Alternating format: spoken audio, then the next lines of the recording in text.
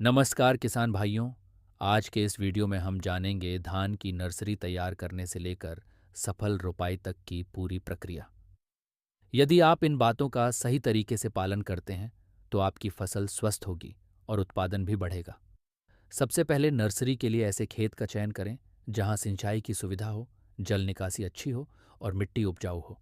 Nursery हमेशा मुख्य खेत के पास बनानी चाहिए ताकि देखभाल में आसानी हो। इसके बाद बीज का चयन करें। हमेशा प्रमाणित, स्वस्थ और रोगमुक्त बीज का ही उपयोग करें।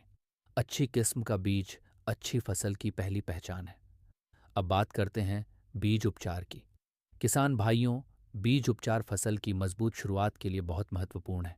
आप इफ़को नैनो डीएपी की सहायता से बीज उपचार कर सकते हैं। इसके लिए बीज को पहले 24 घंटे पानी में भिगोएं और फिर छाया में सुखाएं। इसके बाद 100 मिलीलीटर पानी में 2 मिलीलीटर इफ़को नैनो डीएपी मिलाकर घोल तैयार करें और 1 किलोग्राम बीज पर समान रूप से लगाएं। इससे अंकुरण बेहतर होता है, जड़ों का विकास अच्छा होता है और पौधों की शुरुआती बढ़वार मजबूत बनती है। अब नर्सरी की मिट्टी तैयार करें। खेत की अच्छी जुताई करें, मिट्टी को भुरभुरी और समतल बनाएं। प्रति 100 वर्ग मीटर नर्सरी में गोबर की खाद और आवश्यक उर्वरकों का प्रयोग करें। बीज बुवाई के समय अंकुरित बीज को पूरे नर्सरी क्षेत्र में समान रूप से फैलाएं। बीज को एक जगह इकट्ठा न होने दें। पानी प्रबंधन भी बहुत महत्वपूर्ण है। शुरुआती दिनों में केवल हल्की नमी बनाए रखें। पौधे निकलने के बाद 2 से 3 सेंटीमीटर पानी पर्याप्त रहता है। अत्यधिक पानी पौधों को कमजोर कर सकता है। नर्सरी में रोग और कीटों की नियमित निगरानी करें। झुलसा रोग, भूरा धब्बा रोग, तना छेदक और पत्ती लपेटक जैसे कीटों पर विशेष ध्यान दें। समय पर पहचान और नियंत्रण से नुकसान कम किया जा सकता है। अब बात करते हैं रोपाई के लिए सही पौध की।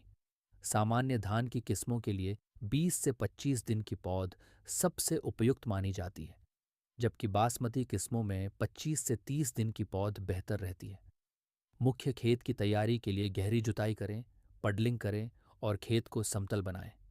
समतल खेत में पानी का वितरण बेहतर होता है और फसल की बढ़वार भी समान रहती है। रोपाई करते समय प्रति स्थान 2 से 3 पौधे लगाएं। पौधों को बहुत गहराई में न लगाएं। लगभग 2 से 3 सेंटीमीटर गहराई पर्याप्त रहती है। पौधों के बीच उचित दूरी बनाए रखें। सामान्य धान में 20 गुणा 15 सेंटीमीटर की दूरी तथा एसआरआई पद्धति में 25 गुणा 25 सेंटीमीटर की दूरी लाभदायक मानी जाती है। रोपाई के बाद पहले 15 दिन सबसे महत्वपूर्ण होते हैं। इस दौरान हल्का पानी बनाए रखें, खरपतवार नियंत्रण करें और फसल की नियमित निगरानी करते रहें। किसान भाइयों, कुछ सामान्य गलतियों से हमेशा बचें।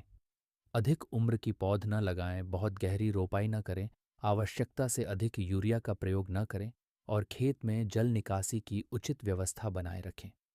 अंत में याद रखें, प्रमाणित बीज चुनें, बीज उपचार अवश्य करें, संतुलित पोषण दें, उचित दूरी रखें और समय समय पर फसल की निगरानी करते रहें।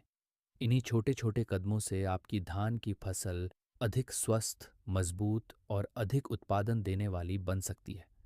अगर आपको यह जानकारी पसंद आई हो तो वीडियो को लाइक करें, अपने किसान मित्रों के साथ शेयर करें और किसान सहायक ऑफिशियल चैनल को सब्सक्राइब करना न भूलें। धन्यवाद।